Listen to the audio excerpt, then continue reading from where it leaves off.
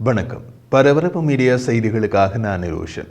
Israel தமக்கு சிரியாவில் கிடைத்த சந்தர்ப்பத்தை சரியாக பயன்படுத்திக் கொண்டு சிரியாவின் இராணுவ சொத்துக்களை அழித்துக் கொண்டிருக்கிறது. அதை வேறு விதமாக சொன்னால் தமது எல்லையில் உள்ள விரோத நாட்டின் ஆயுத பலத்தை குறைக்கிறது. அண்டை நாடான சிரியாவில் ஆட்சி மாற்றம் ஏற்படும் என்பது ஞாயிற்றுக்கிழமை தெளிவாக தெரிந்தவுடன் இஸ்ரேல் விமான தாக்குதலை தொடங்கியது. செவ்வாய்க்கிழமைக்குள் குறைந்தது 350 விமான தாக்குதல்களில் சிரியா முழுவதும் இராணுவ சொத்துக்களை தரைமட்டமாக்கப்பட்டன. நேற்று புதன்கிழமை அந்த எண்ணிக்கை மேலும் அதிகமாக 500 விமான தாக்குதல் என்ற அளவுக்கு போனது. தாக்குதலில் சிக்காத இராணுவ சொத்துக்களே இல்லை என்று கூறலாம். சிரிய பாதுகாப்பு படைகளின் கடற்படை சொத்துக்கள், போர் விமானங்கள், ஆளற்ற விமானங்கள், டேங்கள், வான் பாதுகாப்பு அமைப்புகள், ஆயுத ஆலைகள் மற்றும் பெரிய அளவிலான ஏவுகணைகள் மற்றும் ராக்கெட்களை தாக்கி அழித்தன இஸ்ரேலிய விமானப்படை விமானங்கள். இஸ்லாமிய செயற்பாட்டாளர்களின் கைகளில் சிக்காமல் இருக்க ஆயுதங்கள் மற்றும் இராணுவ வசதிகளை அளித்து வருவதாக இஸ்ரேலிய அதிகாரிகள் தெரிவித்தனர். ஜனாதிபதி அல் அசாத்தை வீழ்த்துவதற்கு தலைமை தாங்கி இஸ்லாமிய இயக்கம் முன்னர் அல் காய்தாவுடன் தொடர்புடையது. அத்துடன் அமெரிக்கா, பிரிட்டன் மற்றும் ஐக்கிய நாடுகள் சபையால் இன்னமும் தீவிரவாத குழுவாக பட்டியலிடப்பட்டுள்ளது. இஸ்ரேலிய பிரதமர் பெஞ்சமின் நேதன்யாகு சிரியாவின் உள் விவகாரங்களில் தலையிடும் எண்ணம் எங்களுக்கு இல்லை, ஆனால் எங்களது பாதுகாப்புக்கு உத்தரவாதம் அளிக்க தேவையான அனைத்தையும் செய்ய நாங்கள் உத்தேசித்துள்ளோம் என தெரிவித்தார்.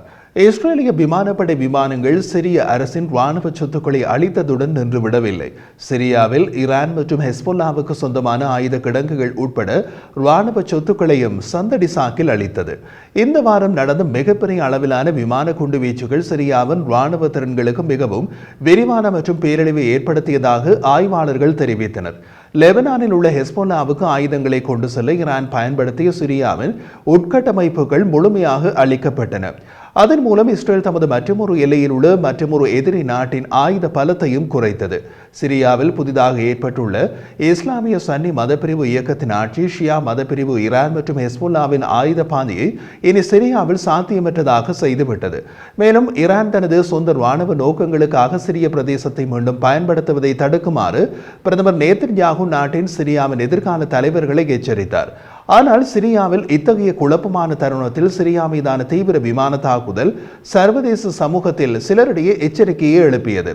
இது நிறுத்தப்பட வேண்டும் என சிரியாவுக்கான ஐநாவின் சிறப்பு தூதர் கெய்ர் பெடர்சன் ஜெனீவாவில் செய்தியாளர்களிடம் தெரிவித்தார். சிரிய பிரிவுகள் ஒரு புதிய அரசாங்கத்திற்கான ஒரு ஒழுங்கான மாற்றத்தை முயற்சிக்கும் போது சிரியாவில் இந்த மாற்றத்திற்கான சாத்தியத்தை அளிக்கும் எந்த ஒரு சர்வதேச நாடுகளில் இருந்தும் எந்த ஒரு நடவடிக்கையும் இருக்கக்கூடாது என்பது மிகவும் முக்கியமானது என்று அவர் மேலும் கூறினார். சிரியாவில் தரையில் இஸ்ரேலின் தரைப்பட நடவடிக்கைகள் குறித்து ஐநாவும் கவலை தெரிவித்தது. அல் அசாத் நாட்டை விட்டு வெளியேறுவதற்கு முன்பே கடந்த சனிக்கிழமை இஸ்ரேலிய படைகள் 50 ஆண்டுகளின் பின் சிரிய எல்லைக்குள் நுழைந்தன. 1973 ஆண்டு மத்திய கிழக்கு போருக்கு பின்னர் ஐநா துருப்புகளால் ரோந்து செய்யப்பட்ட கோலன் பீடபூமிகளின் 155 சதுர மைல் இடையக பகுதியின் கட்டுப்பாட்டை இஸ்ரேலிய இராணுவம் எடுத்துள்ளது. இந்த மண்டலம் சிரியாவின் கட்டுப்பாட்டில் உள்ள பகுதியை சுற்றி வருகிறது. 1967 ஆண்டு மத்திய கிழக்கு போரின் போது இஸ்ரேல் கோலனில் ஒரு பகுதியை கைப்பற்றியது. 1981 ஆண்டு அதன் பெரும் பகுதியை தமது கட்டுப்பாட்டுக்குள் கொண்டு சென்றது. பெரும்பாலான உலக நாடுகள் இப்பகுதியை இஸ்ரேலிய ஆக்கிரமிப்பு சிறிய பிரதேசமாக கருதுகின்றன. ஆனால் கடந்த தசாப்தங்களாக இஸ்ரேல் உறுதியாக நிலத்தை பாதுகாத்து வருகிறது. இஸ்ரேலியின் வெளியுறவு அமைச்சர் கிடியோன் சார் ஐநாவின் கட்டுப்பாட்டில் உள்ள இடையக மண்டலத்திற்குள் இஸ்ரேலின் ஊடுருவல் வரையறுக்கப்பட்டது மற்றும் தற்காலிகமானது என்று கூறினார். ஐநா பொதுச் செயலாளரின் செய்தி தொடர்பாளர் ஸ்டீபன் டுஜாரிக் செய்தியாளர்களிடம் கூறிய போது இப்பகுதியில் இஸ்ரேலிய படைகள் இருப்பது 1974 ஒப்பந்தத்தை மீறிய செயல் என்று தெரிவித்தார். ஒப்பந்தப்படி அந்த பகுதியில் இராணுவ படைகளோ நடவடிக்கைகளோ இருக்கக்கூடாது என்றார். அதற்கு பதிலளித்த நேதன்யாகு திங்கட்கிழமை 1974 ஆண்டு ஒப்பந்தம் முறிந்துவிட்டது, ஏனெனில் சில இடையக பகுதிகளை பாதுகாக்க வேண்டிய சிறிய துருப்புக்கள் தங்கள் பதவிகளை கைவிட்டனர் என்று கூறினார். எகிப்திய அதிகாரிகள் இஸ்ரேலின் நடவடிக்கைகள் சர்வதேச சட்டத்தை மீறுவதாகவும் சிறிய பிரதேசத்தின் ஒற்றுமை மற்றும் ஒருமைப்பாட்டை குறைமதிப்புக்கு உட்படுத்துவதாகவும் தெரிவித்தனர். அத்துடன் இஸ்ரேல் சிறிய நிலத்தை ஆக்கிரமித்த தற்போதைய உறுதியற்ற தன்மையை பயன்படுத்துவதாகவும் அவர்கள் குற்றம் சுமத்தினார்கள். சிரியா மீதான இஸ்ரேலிய தாக்குதல்களுக்கு எதிராக உறுதியான நிலைப்பாட்டை எடுக்குமாறு ஐநா பாதுகாப்பு சபைக்கு எகிப்து அழைப்பு விடுத்தது. அத்துடன் சிரியாவின் அனைத்து பகுதிகளிலும் அதன் இறையாண்மையை ஐநா உறுதிப்படுத்த வேண்டும் என்று கூறியது. இஸ்ரேலிய ராணுவம் தனது விமான தாக்குதல்கள் சிரியாவின் ராணுவ திறன்களை அளித்ததாக கூறியது. அதன் இலக்குகளில் விமான தளங்கள், ஹேங்கர்கள், ராணுவ கட்டமைப்புகள், ஏவுகணைகள், துப்பாக்கி சூடு நிலைகள் ஆகியவற்றுடன் குறைந்தது 15 கடற்படை கப்பல்கள் அளிக்கப்பட்டன. சிரியாவின் கடற்படைக்கு எதிரான தாக்குதல்களில் 50 முதல் 120 மைல் தூரம் வரை தாக்குதல் நடத்தக்கூடிய, கடலில் இருந்து கடல் இலக்குகள் மீது ஏவப்படக்கூடிய கடல் ஏவுகணைகளையும் அளித்ததாக இஸ்ரேலிய பாதுகாப்பு படை தெரிவித்தது. இஸ்ரேலிய பாதுகாப்பு அமைச்சர் இஸ்ரேல் காட்ஸ் இஸ்ரேலிய விமானப்படைக்கு முதல் நாள் இரவு சிரிய கடற்படையின் அனைத்து ராணுவ சொத்துக்களையும் அளித்து சிரிய கடற்படையையே இல்லாது செய்து முடித்ததற்காக வாழ்த்து தெரிவித்தார். சிரியாவில் இருந்து வெளியாகிய புகைப்படங்கள், கப்பல் கட்டும் தளத்தில் மூழ்கிய கப்பல்கள், இடிந்த கட்டடங்கள் மற்றும் சிரியாவின் ரசாயன ஆயுத திட்டத்தில் இணைக்கப்பட்ட ஒரு அறிவியல் ஆராய்ச்சி மையத்தின் எரிந்த எச்சங்கள் ஆகியவற்றை காட்டின. ஓய்வு பெற்ற இஸ்ரேலிய ராணுவ கேர்னல் மிரி ஈசின் கூறிய போது, நான் எல்லா இடங்களிலும் நடந்த தாக்குதல்களை இணைத்து பார்த்தேன். கடந்த 48 மணி நேரத்தில் நூற்றுக்கணக்கான தாக்குதல்கள் நடந்துள்ளன. யாரும் தொட விரும்பாத ரசாயன ஆயுதங்களை இஸ்ரேல் அளித்ததற்கு நன்றி என்று கூறினார்.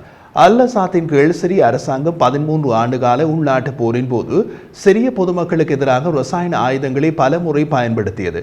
கடந்த ஆண்டுகளில் இஸ்ரேல் அவ்வப்போது சிரியாவில் உள்ள ராணுவ இலக்குகளை கொண்டு வீசி தாக்கி வந்தது. அவ்வளவு காலம் நடத்தப்பட்ட மொத்த தாக்குதல்களை விட கடந்த 3 தினங்களில் பல மடங்கு அதிக தாக்குதல்கள் நடந்துள்ளன. ஏப்ரலில் டமாஸ்கஸில் உள்ள ஈரானிய தூதரக கட்டடத்தின் மீது இஸ்ரேலிய விமானங்கள் குண்டு வீசி தாக்குதல் நடத்தியதில் மூத்த ஈரானிய ராணுவ தளபதிகள் மற்றும் உளவுத்துறை அதிகாரிகள் கொல்லப்பட்டனர். செப்டம்பரில் சிரியாவில் இருந்த ஹெஸ்போல்லாவின் ஏவுகணை தயாரிப்பு தளத்தை இஸ்ரேல் தாக்கியது. ஆனால் இந்த வார தாக்குதல்களின் அளவுக்கு எதுவும் நெருங்கவில்லை. பிரதமர் நேதன்யாகு இஸ்ரேல் புதிய சிரிய அரசாங்கத்தோடு உறவுகளை உருவாக்க விரும்புகிறது, ஆனால் சில நிபந்தனைகளுடன் என்று தெரிவித்தார்.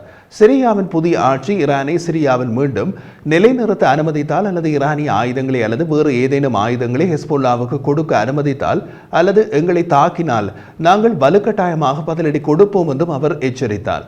ஓய்வு பெற்ற கேர்னல் ஈசின் சிரியாவில் கிடைத்த வாய்ப்பை இஸ்ரேல் மிகச்சரியாக திட்டமிட்டு பயன்படுத்திக் கொண்டது என்றார். காசா மற்றும் லெபனானில் நடந்ததைப் போலவே இஸ்ரேலிய எல்லைக்கு அருகில் எதிரி துருப்புக்கள் குவிவதை தடுப்பதை நோக்கமாக கொண்ட நடவடிக்கைதான் கோலன் பீடபூமிகளில் உள்ள இடையக பகுதிக்குள் இஸ்ரேலின் நகர்வு என்று பாதுகாப்பு அமைச்சர் இஸ்ரேல் காட்ஸ் கூறினார். தெற்கு சிரியாவில் ஆயுதங்கள் மற்றும் தீவிரவாத அச்சுறுத்தல்கள் இல்லாத தற்காப்பு பகுதியை இஸ்ரேலிய படைகள் நிறுவும் என்றும் அவர் தெரிவித்தார். தரை முன்னேற்றங்கள் இஸ்ரேல் சிரியாவில் பிரதேசங்களை கைப்பற்றுவதில் மேலும் மேலும் செல்லக்கூடும் என்ற பதட்டமான ஊகங்களை உருவாக்கியது. இஸ்ரேலிய ராணுவ செய்தி தொடர்பாளர் நடாப் ஷோஷானி பல பகுதிகளில் இஸ்ரேலிய படைகள் பாதுகாப்பு மண்டலத்திற்கு வெளியே நகர்ந்துள்ளன என்பதை உறுதிப்படுத்தினார். ஆனால் அது நிலப்பரப்பு தொடர்பான நகர்வை தவிர தாக்குதல் அல்ல என்றும் அவர் கூறினார். இஸ்ரேலிய படைகள் டமாஸ்கஸை நோக்கி முன்னேறவில்லை என்று திரு ஷோஷானி செய்தியாளர்களிடம் கூறினார். இந்த மோதலில் நாங்கள் எந்த ஒரு பக்கத்திலும் இல்லை. எங்கள் எல்லைகளையும் எங்கள் பொதுமக்களின் பாதுகாப்பையும் தவிர வேறு எந்த நோக்கமும் எங்களுக்கு இல்லை என்றும் அவர் தெரிவித்தார்.